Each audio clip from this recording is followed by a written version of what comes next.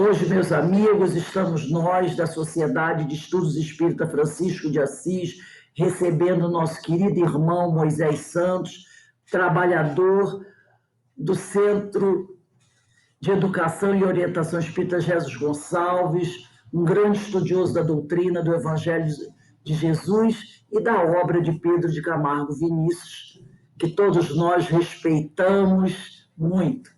Então, mais uma vez te agradecemos, Moisés, por aceitar o nosso convite, e o nosso irmão vai estudar conosco o capítulo 8 de O Evangelho segundo o Espiritismo, item de 11 a 17, que tem por título Bem-aventurados os que têm puro coração. E o capítulo 11 tem também por título Escândalos. Se a vossa mão é motivo de escândalo, cortai-a. Então, Moisés, o nosso horário vai até as 20h30. Então, eu passo a palavra a você para as suas reflexões. Fica com Deus e que o Senhor te proteja, abençoe e intua.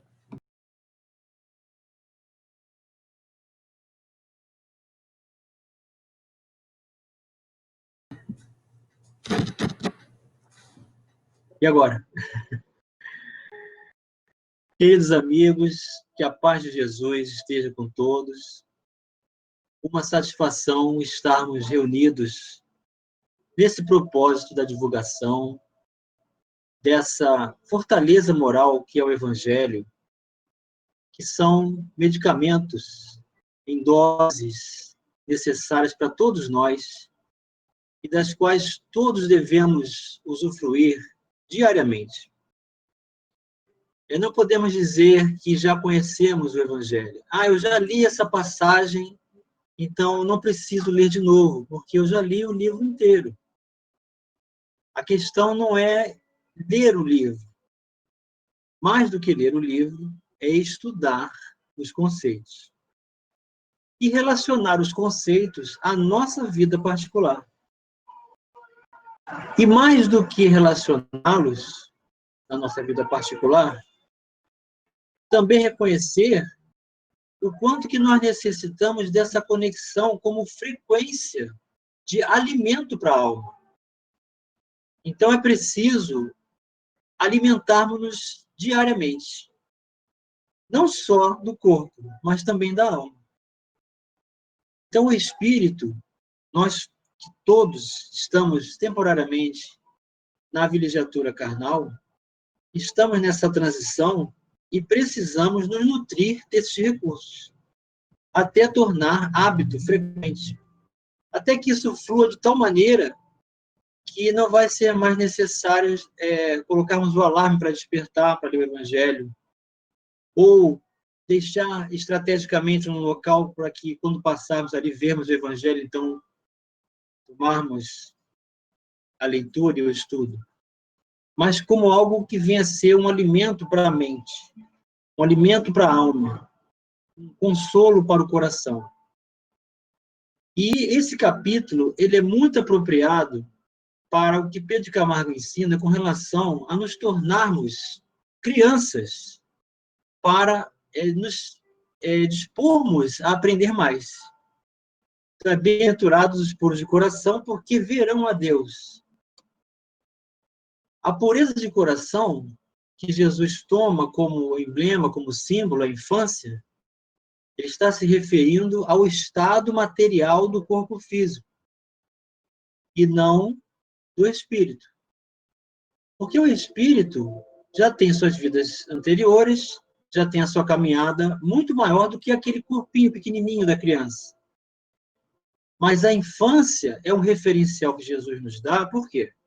Porque quando o espírito reencarna, ele passa pelo período da infância. E quanto mais o orbe é ainda materializado, ainda é vinculado às necessidades das intempéries da matéria, mais tempo essa infância dura. E nós já estamos percebendo, não é de hoje, quem é pai, quem é avô, quem é avó, está vendo isso diariamente, os netinhos fazendo perguntas muito difíceis, apresentando raciocínio, lógico, coerência, e só obedecendo se compreender. Então, não é igual à nossa época, que bastava um olhar do pai para a gente obedecer, não podíamos questionar. Então, essa pureza é um referencial da infância, só que na medida em que o planeta vai avançando, pela qualidade dos espíritos que vão reencarnando, esse período de infância vai diminuindo. Mas nós ainda temos esse período de infância. E por mais diferenciada que ela esteja se apresentando, o espírito ainda está no seu processo de conexão perispiritual com o organismo físico e principalmente com o cérebro. Até que ele vai chegar no momento em que ele vai ser ele mesmo. É quando os pais se surpreendem, quando os avós se surpreendem. Nossa, como essa criança ficou diferente, como ele passou a se colocar de forma diferente com relação ao como era quando ele era menor. É porque ali naquele momento o espírito começou a estabelecer a conexão definitiva com a encarnação e ele demonstra quem ele realmente é. Então, esse período da infância que é o referencial que Jesus faz. E esse referencial é material, não da experiência do espírito, que nós não sabemos se ele traz na sua bagagem, na maioria dos seus itens, mais imperfeições que qualidades, ou mais qualidades que imperfeições. Então, a criança não é um referencial, é o estado da infância. Por isso Jesus disse, bem-aventurados por de coração, e aí o reino dos céus é para elas, não para elas, mas para aquelas que se lhes assemelham. Então, tem muitas traduções que não têm essa estrutura. O reino dos céus é para elas. Não. O reino dos céus não é para elas, obrigatoriamente. É para aqueles que se lhes assemelham. Então, ver a Deus depende de nos tornarmos simples, de desenvolvermos a humildade, nos predispormos a aprender e reconhecer nesse contato com o Evangelho uma frequência de alimentação para as nossas mentes. E Jesus tem essa didática, né, tem essa pedagogia extraordinária de fazer abordagens do elemento espírito, do elemento material e Deus. E aí está a chave do entendimento do Evangelho. A distinção dessa trindade, espírito, matéria e Deus. Então, quando ele fala dos escândalos, que ele fala, se algum escandalizar a um desses pequenos que crê em mim, melhor lhe for atar-se ao pescoço uma dessas mós, que um asno faz girar e que lançasse no fundo do mar. Então, nos engenhos, tem um círculo de madeira que coloca na cabeça do asno, e aí empurra ele para girar e fazer o movimento necessário para moer alguma coisa, ou um cereal, ou a cana. Então, Jesus está usando aqui de uma referência bem impactante. E se você colocar um objeto de madeira pesado no pescoço e se lançar no fundo do mar, você não vai sobreviver. Então, ele está mostrando uma forma drástica, impactante, não para que isso aconteça ou que seja isso uma regra, mas para mostrar a gravidade do ato de enganar a ingenuidade, de enganar os simples, de tirar proveito daqueles que estão numa fase de aprendizagem ainda anterior à daquele que desenvolveu um pouco mais o intelecto. Então, o intelecto desenvolvido não significa que a moral acompanhou. Eis aí a advertência do Cristo. Aos que vão desenvolver o intelecto, mas se usarem as palavras do Evangelho distorcidas com seus próprios interesses e prejudicarem os simples, olha, isso, ai dele, porque esse é um prejuízo muito grave para o espírito e há consequências na justiça divina de limitações, de processos de expiação que vão fazer com que o espírito permaneça observando sem poder mudar sua estrutura fora de si. Então, a expiação é um indício de gravidade perante as leis de Deus, cometido anteriormente. Então, vamos amparar os pequeninos, vamos fazer com que eles se dirijam ao bem, vamos aprender com eles, porque eles têm muito a nos ensinar com a sua humildade, com a sua simplicidade, com a sua pureza de coração. tanto ao desculparem-se, ao perdoarem-se, a esquecer as ofensas, e a fazer perguntas, né? A criança faz perguntas. Pai, o que é isso? Pai, para que serve isso? Na primeira fase. Depois por quê? Por quê? Por que isso? Por quê? Por quê? Por quê? Por quê? Então, Kardec também se fez como uma criança. E fez pergunta após pergunta. Predispôs-se a aprender. Aí está o segredo da aprendizagem. Porque se nós vamos debruçarmos sobre o Evangelho, sobre as suas passagens, já com a ideia da nossa experiência, do que achamos que vamos encontrar ali, pronto, não estamos irradiando para o mestre.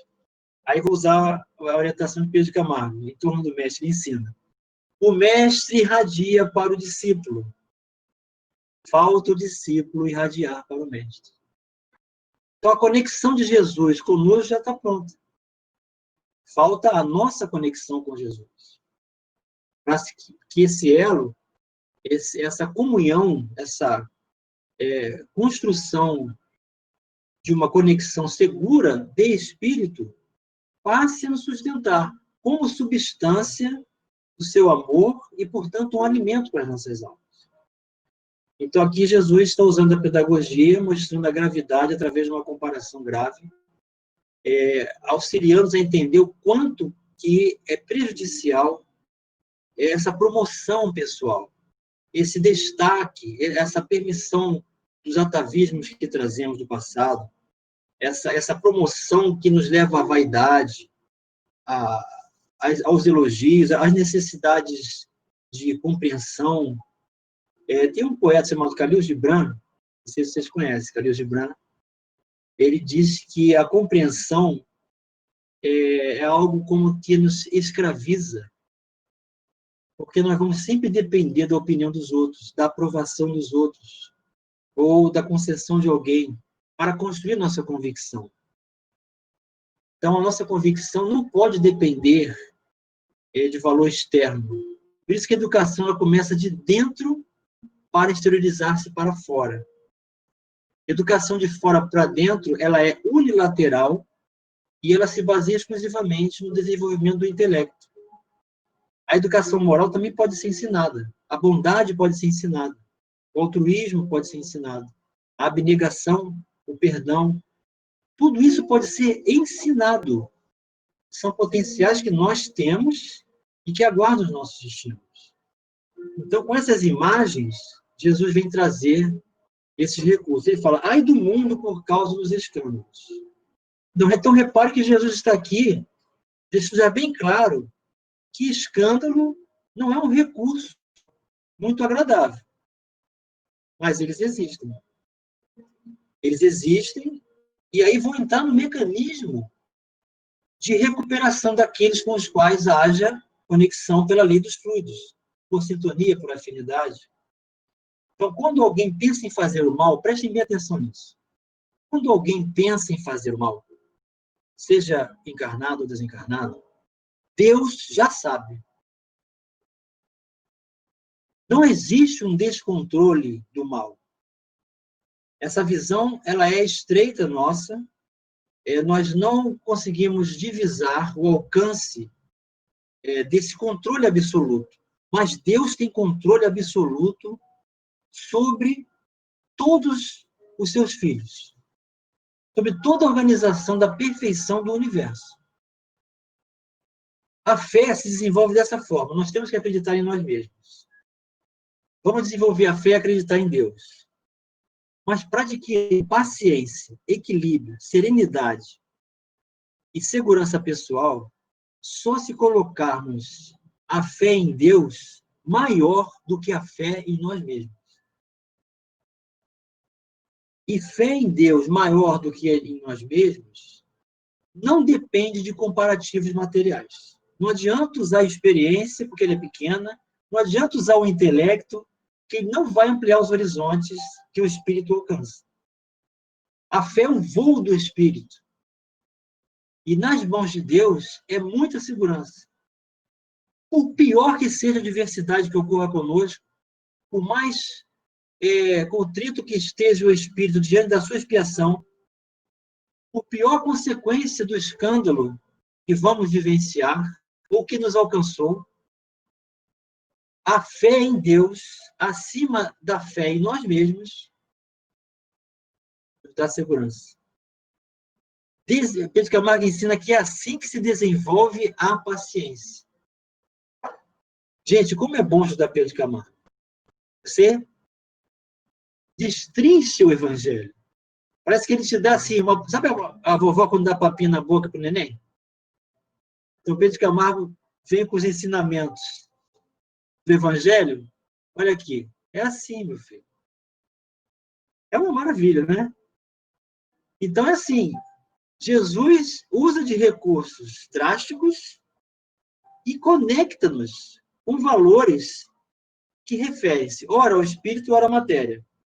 Então, é necessário que venham escândalos, mas ai do homem porque o escândalo venha. Olha como é interessante isso. O escândalo é necessário, porque passa a fazer, então, parte do mecanismo de restabelecimento da lei de causa e efeito dentro do patamar, do nível que nós encontramos nesse plano de provas e expiações, caminhando para a aurora do bem, que é o processo da formação da regeneração. Então, é necessário, mas não é imprescindível. Vamos pensar nisso.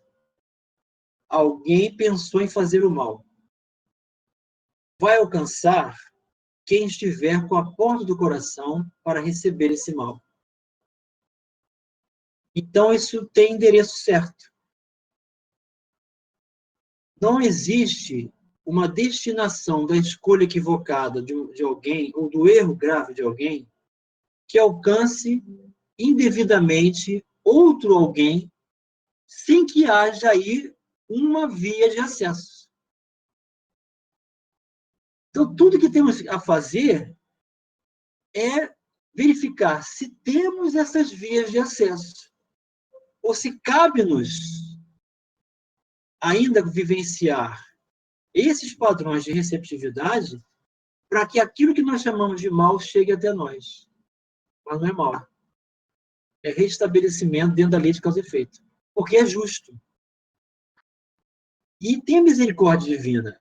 A justiça divina é acompanhada de misericórdia. Então, o que chega até nós nunca está fora do alcance da nossa superação. Deus não dá fardo pesado a quem não possa suportar. Então, temos toda a estrutura de prevenção, de previsão dessas ações.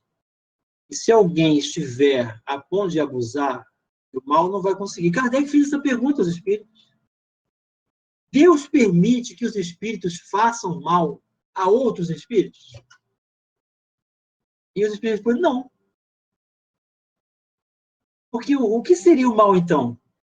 Seria o abuso das ações além do que existe de conexão da lei dos fluidos, da lei de sintonia. Então, se ocorre algo de adversidade grave que nos alcança, que chegou até nós, isso chegou, primeiro, muito abaixo do padrão que deveria realmente ser, por causa da misericórdia. E no momento certo em que nós tínhamos entendimento para poder usar das ferramentas desse entendimento e tirar proveito. Ora, o Evangelho não diz que a dor é uma bênção enviada a seus eleitos?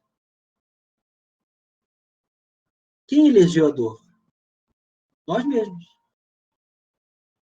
Essa consciência de responsabilidade pelo que nós realizamos, essa consciência de que somos enfermos da alma, e que, ao mesmo tempo, temos todos os potenciais para ressignificar valores, dar novo sentido para as nossas vidas, nos permitir ao progresso através do trabalho do bem, todos nós podemos nos recuperar e fazer um novo destino. Então, o Evangelho diz que nós somos escravos do passado, mas somos senhores do futuro.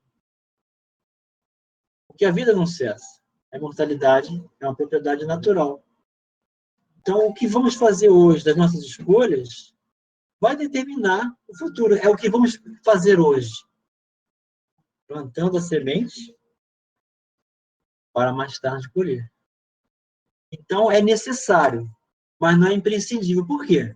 Porque se eu começar a desenvolver a lei de amor, se começarmos a desenvolver o potencial mais nobre, mais significativo, mais eficiente que existe para a vida de plenitude, de herança e posse dos valores do bem, vindas, doadas por Deus, nós vamos estabelecer a possibilidade de cobrir multidões de erros. Paulo de Tarso diz isso, o amor cobre a multidão de pecados. É tudo que temos que fazer. Desenvolver o amor. Somos aprendizes da lei de amor.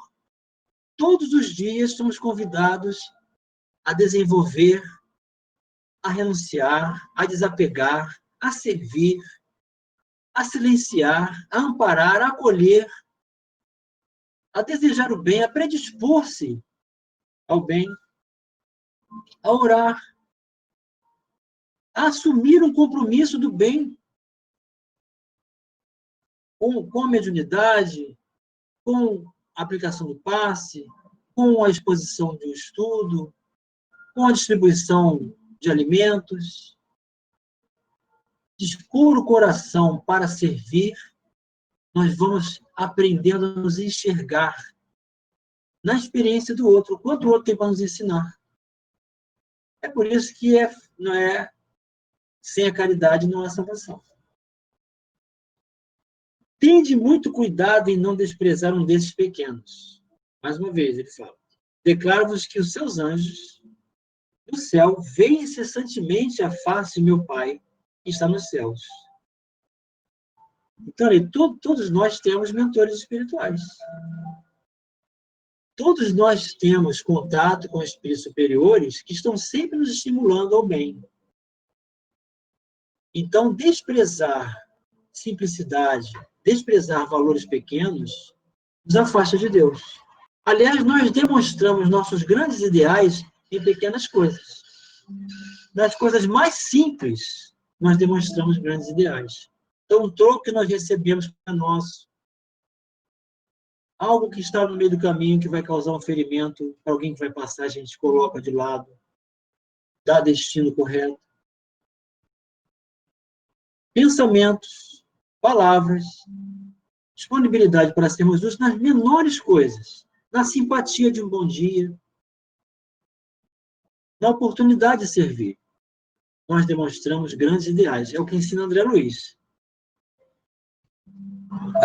Porquanto o Filho do Homem veio salvar o que estava perdido. Olha como Jesus é maravilhoso. Ele, ora se define filho de Deus, ora se define filho do homem.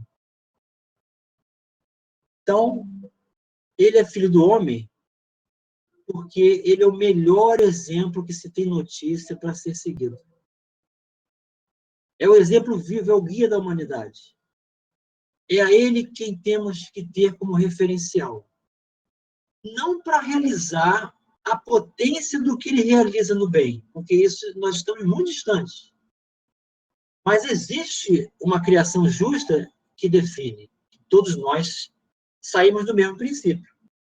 Mas temos idades diferentes. Por que temos idades diferentes em espírito? Porque Deus cria incessantemente. Deus não para de trabalhar. O universo está em constante expansão. Então, tem espíritos mais velhos e espíritos mais novos. Quando o homem foi criado há 4 bilhões e meio de anos atrás, mais ou menos, Jesus já era espírito puro. Já era engenheiro celestial. Ministro de Deus que organizou a formação desse homem. Então, todos os espíritos que estão encarnados e desencarnados na Terra, eles estão disponibilizados para o ensejo da educação nesse orbe que está sob a coordenação de Jesus. E Emmanuel diz que são 24 bilhões no total de encarnados, 8 bilhões e meio, e o restante, 16 bilhões, mais ou menos, desencarnados. Então, hoje nós somos 2 para 1. Para cada 3, um é encarnado e 2 são desencarnados. conforme ensina Emmanuel no livro Caminho da Luz. Então, filho do homem significa isso. Exemplo vivo, referência. Não na mesma potência, mas na mesma sintonia e na mesma frequência de propósito. Então, se você for comparar o amor de Jesus, é uma tsunami. Imagina aquela onda enorme, a tsunami, é o amor de Jesus, desse tamanho. E o nosso potencial, aquela marolinha bem pequenininha que beija a areia da praia e vem tocar suavemente seus pés. Então, mas as ondas estão seguindo para o mesmo sentido. É nesse sentido que Jesus é exemplo. Ele é exemplo, mas nós não temos o mesmo potencial que eles. Mas teremos? Teremos, porque ele mesmo disse: vós podeis fazer o que eu faço e muito mais. Eu e o Pai somos um, porque ele é médio de Deus. Não adianta. Jesus é médio de Deus. Eu faço a vontade daquele que me enviou, que é meu Pai. Eu não dou o testemunho de mim mesmo, mas daquele que me enviou. Assim, a quem me vê, vê o Pai. Aí ele é filho de Deus. Quando Jesus não dá o seu testemunho, mas faz a vontade do Pai e permite que a vontade do Pai seja feita, olha que condição favorável para nós nos sentirmos consolados, fortalecidos, equilibrados. Ah, não sei o que vou fazer da minha vida. Eu não sei o que vai acontecer nessa situação de adversidade. Seja feita a vontade de Deus. Entreguemos-nos nas mãos de Deus. Vamos desenvolver essa condição de receptividade. Vamos nos permitir que nós, espíritos, sejamos depositados nas mãos de Deus. Então, por isso que ele é filho do homem, agora ele é filho de Deus. Agora que vem a grande passagem, a parte da passagem de Mateus, né, do capítulo 5, impactante, e só dá para entender com a reencarnação e com o perispírito. Porque Jesus ele não disse assim: olha, pessoal, se vocês enganarem aos menores, se vocês se equivocarem, se vocês errarem conscientemente, se vocês causarem mal, se vocês desgastarem as suas pernas na direção do mal, vocês também vão desequilibrar, degenerar o perispírito nessa região. E numa reencarnação seguinte, o perispírito está evoluído. Não é o espírito que evoluiu, não, o espírito não retrograda. Mas a forma perispiritual, ela degenerou-se. Não é o espírito que degenera, é a forma perispiritual. Se vocês caminharem com os seus passos na direção do mal, vocês vão desgastar o perispírito. Vocês vão reencarnar sem pernas. Dava para Jesus dizer isso naquela época? Quem entendeu o que é perispírito? Quem entendeu o que é reencarnação? Não. Aí ele diz assim: se a vossa mão, o vosso pé é objeto de escândalo, cortai-o e lançai-os longe de vós. Como é que nós sabemos que ele está dizendo da reencarnação e do desgaste perispiritual e a justiça divina recaindo sobre a responsabilidade própria? Aí que vem na passagem, dentro da passagem, depois do impacto, tem a palavra-chave. A palavra-chave que Jesus oferece no Evangelho é que dá a conotação real do entendimento. Ele fala assim: melhor será para vós que entreis na vida, tendo um só pé, uma só mão, do que terdes dois e seres lançados no fogo eterno. Pronto, agora ele deu a chave: entrar na vida. Ou seja, esse cortar a mão e cortar o pé não é depois que você entrou na vida. É antes de entrar na vida. Então, não pode ser lei humana de punição para quem roubou ter o aval para ser cortado as mãos, como nós sabemos que existe em alguns países essa lei. Levaram a interpretação particular do Evangelho e dessa interpretação, dessa particularidade, desse personalismo, desse interesse pessoal de domínio de entendimento, a lei das palavras do Evangelho a lei de Deus, mal interpretada, mal direcionada, com interesses escusos, interesses próprios, com condenação levado para a política. Um grave equívoco. Porque com essas palavras, é melhor entrar na vida sem estar dizendo: olha, você se desgastou no mal, o perispírito se degenerou e ficou enfermo. Mas com o novo corpo, ao longo da encarnação, o perispírito vai restabelecer suas pontes energéticas. Célula a célula, ele vai se recompor durante a sua estadia passageira. Você vai observar que você não vai ter as pernas ou não vai ter movimento delas, mas o espírito vai se recompor. Aí, quando voltarmos para a pátria verdadeira do espírito, nós voltamos com a saúde. Esse é o objetivo. Isso é muito difícil, né?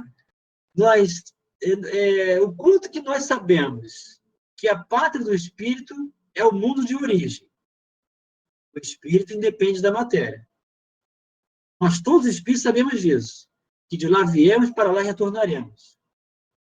E que a saúde plena, e o objetivo dessa saúde e consciência é a vida de espírito. Daí a condição de estarmos encarnados nessas consequências, e ao desencarnar, temos a saúde de espírito. E como é bom ter saúde do espírito? Por quê? Quanto mais tempo nós pudermos ficar no mundo espiritual enquanto somos espíritos errantes, na transição, mais nós podemos aprender. Então, vamos trabalhar que haja tanta consciência, tanto desprendimento, tanta vontade de ser útil, de aprender, que a gente, ao desencarnar, possa ingressar numa faculdade do mundo espiritual e estudar profundamente o perispírito. E estudar os plexos da organização do psicossoma. E estudar a relação das capacidades de conexões mentais, de evolução, de expansão mental, para visitar outros orbes, trabalhar no mundo espiritual, reencontrar pessoas que amamos, ter o direito de estar com quem amamos, que é outra coisa que a gente se pergunta muito, né? Por que que hoje nós não estamos com todas as pessoas que amamos? E estamos com aquelas com as quais ainda não amamos? Simplesmente porque a ordem é: ama aquele que está em teu caminho, enquanto você está a caminho com ele. Nós não vamos aprender a amar uma pessoa que ainda não amamos se não conviver com ela. Porque a tendência é se afastar. Então, nós temos que pensar muito bem se aquela pessoa que nos causa escândalo, que nos tira do sério, que nos irrita, que nos pede tolerância e piedade, se vale aquela frase imediatista assim: nós temos que nos afastar de todas as pessoas negativas. Já pensou? Houve um planejamento, houve um reencontro dentro da família consanguínea e você está adiando o seu adversário. Aquele que você causou um escândalo. E ao causarmos esse escândalo, agora temos a oportunidade de reparar. A pessoa não se lembra do que ocorreu, mas sente.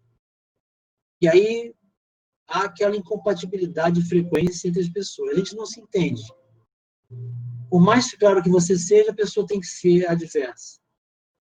Por mais boa vontade você querer concordar, há uma discrepância.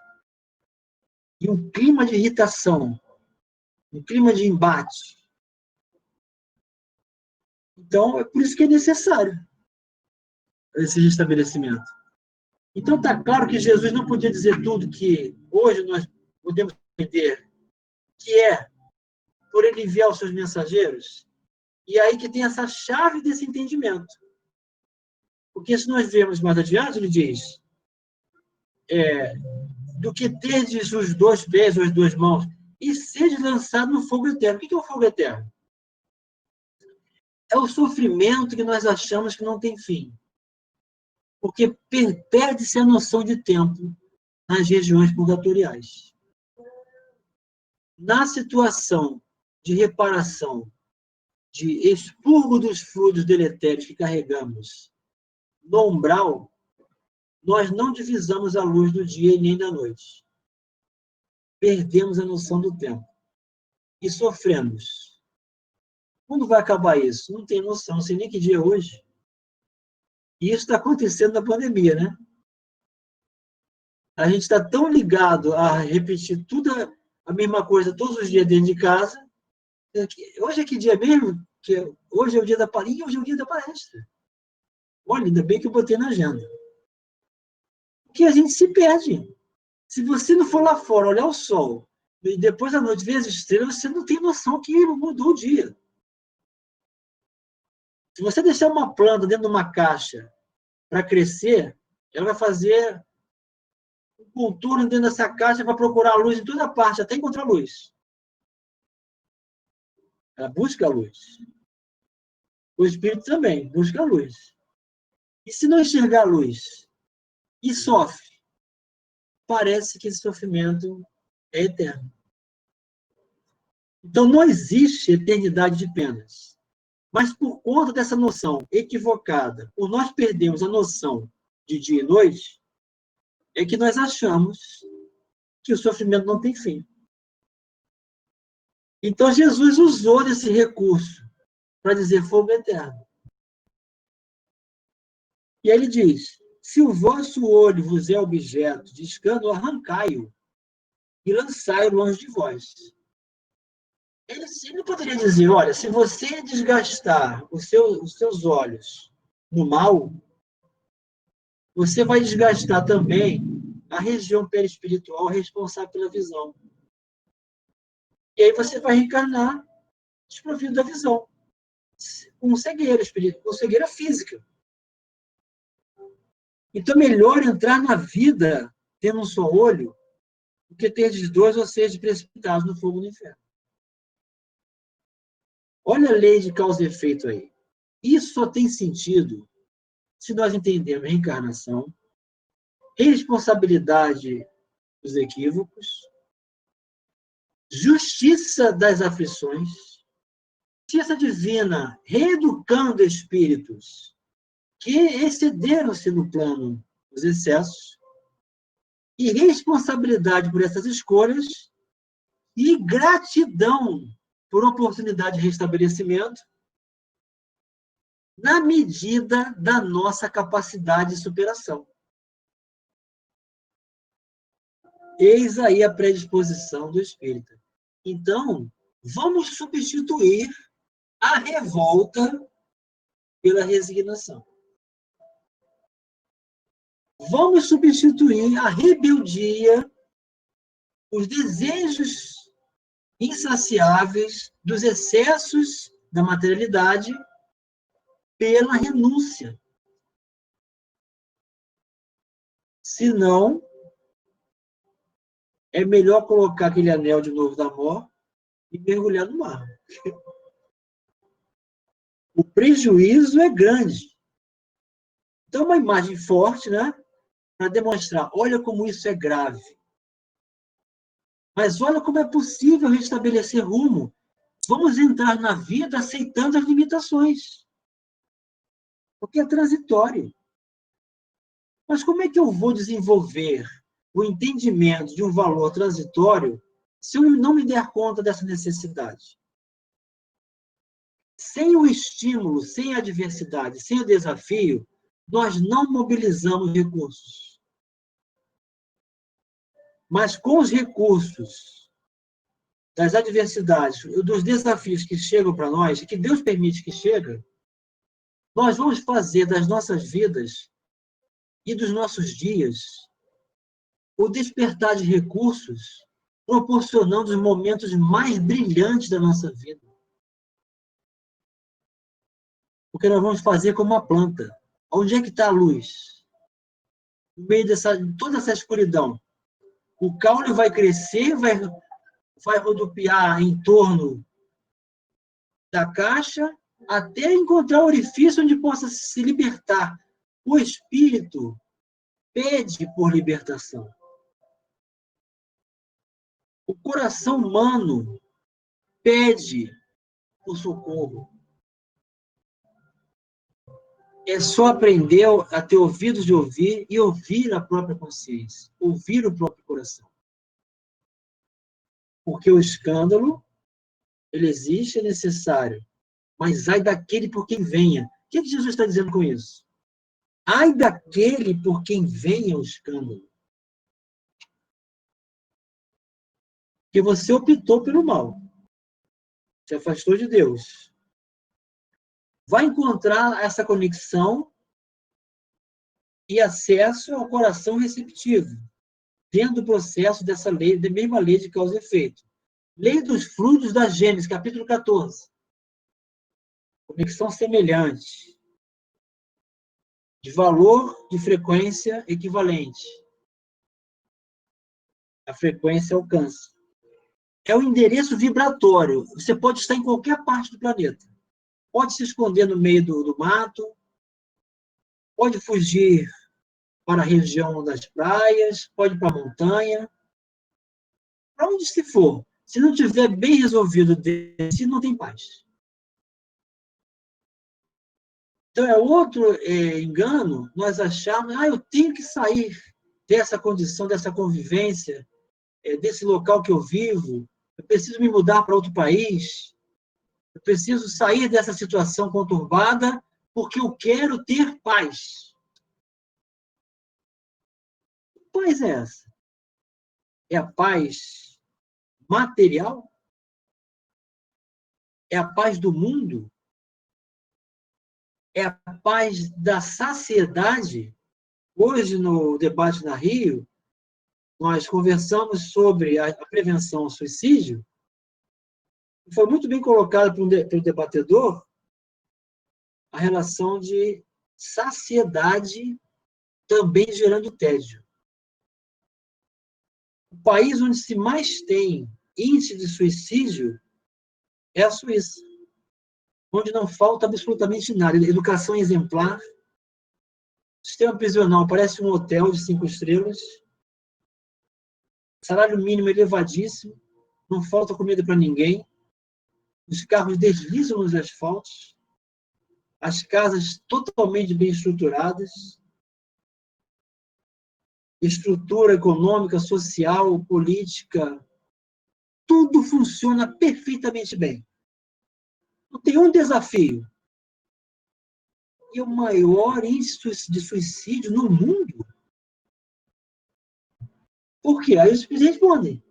A saciedade leva ao tédio. Ou seja, o espírito que não está sendo estimulado para reconsiderar o que está mal resolvido dentro dele, não estou dizendo que nesse país não tenha gente bem resolvida, que mereça estar lá e que vai desfrutar sem cometer suicídio, vai respeitar a todos e merece realmente uma estrutura conquistada pelos seus esforços. Existe isso. Mas eu, que reencarnei no Brasil espírita, o Emmanuel já nos disse, o espírita já reencarnou em todas as nações do mundo. Já foi rico, já foi pobre, já reencarnou como homem, já reencarnou como mulher, já comandou, já obedeceu, já teve posses, já passou pela miséria, já se equivocou tanto que agora precisa estar num país onde é uma democracia religiosa. Aqui todo mundo faz sua escolha e todo mundo tem que ser respeitado. Aqui está nascendo a árvore do evangelho transportada de Jerusalém. É um projeto. Muitos confundem com isso. Mas como é que o Brasil é paz do evangelho, coração do mundo? A árvore do evangelho veio de Jerusalém para cá. Você só vê violência, problemas, adversidade, limitações. Porque é um projeto. E para que um projeto seja executado, depende daqueles que se dispõem a executá-lo. São os pacificadores. que não reagem, só agem. Então, o escândalo vai ser toda a repercussão dos males da condição de obra inacabada das mãos de Deus de que todos somos. É outra frase de Pedro Camargo. Pedro Camargo não diz que nós somos espíritos imperfeitos. Veja como ele é caridoso. Ele diz, somos obras inacabadas. Essa é uma perspectiva de desenvolvimento de valores que nos cabem estimular, que jazem dentro de cada um de nós. Nós podemos aprender a amar. Nós podemos aprender a sermos bons, a não sermos egoístas, a não sermos orgulhosos. Podemos aprender a sermos simples e humildes como as crianças. Podemos nos permitir abrir o coração para termos mais fé em Deus do que em nós mesmos. E despertar a consciência desses valores de tal forma que todas as condições favoráveis do amor de Deus recaiam sobre cada um de nós. E nós já podemos desfrutar isso enquanto estamos encarnados. Hoje mesmo, nós podemos dar curso à obra do bem, reconhecendo que o diretor maior dos trabalhos é Jesus. E nós somos os simples coadjuvantes, coautores desse processo. Então, não permitamos que a nossa inveja exacerbada seja motivo de escândalo, que o nosso ciúme exacerbado seja motivo de escândalo, que o nosso julgamento seja motivo de escândalo. Olha, uma frase da Madre Teresa de Calcutá. Quem tem tempo para julgar, não tem tempo para amar. Então, enquanto eu estou elaborando aqui na minha cabeça o que eu acho que aconteceu, que pode ter sido isso, ou que pode acontecer em função disso, né, estou desenvolvendo as fake news mentais. Eu começo a desenrolar o julgamento, que é a minha perspectiva. Nós julgamos, observamos, avaliamos e criticamos sempre a própria experiência.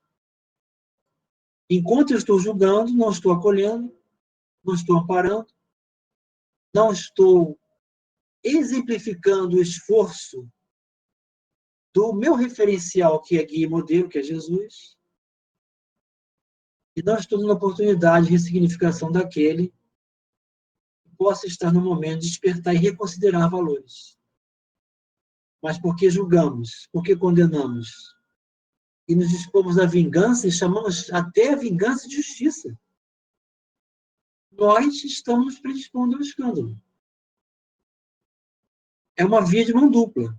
É causar e ser o efeito dessa causa.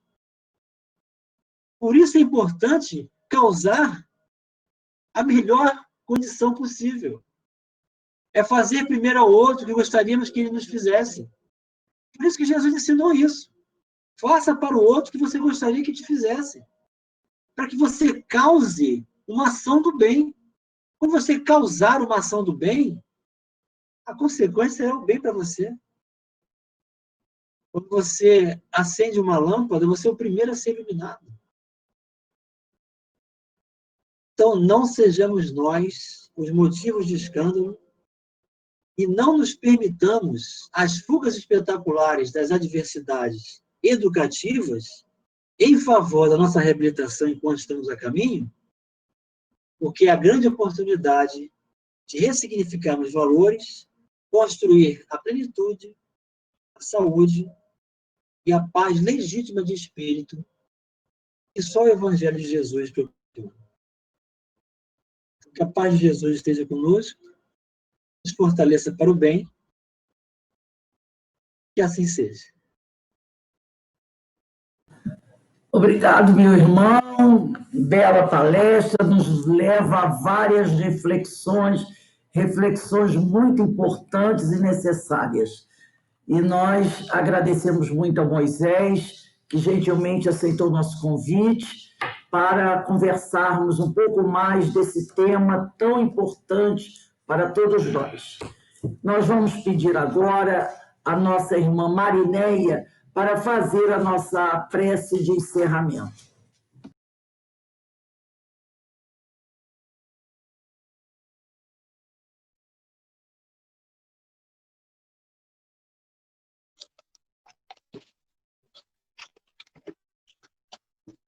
Jesus, divino e amoroso Mestre, agradecidas estamos, Senhor, por mais esse dia de estudos, por essa oportunidade, Mestre, de aprendermos um pouco mais dessa doutrina de amor, dessa doutrina, Senhor, que tanto conforto, alento e esclarecimento nos traz.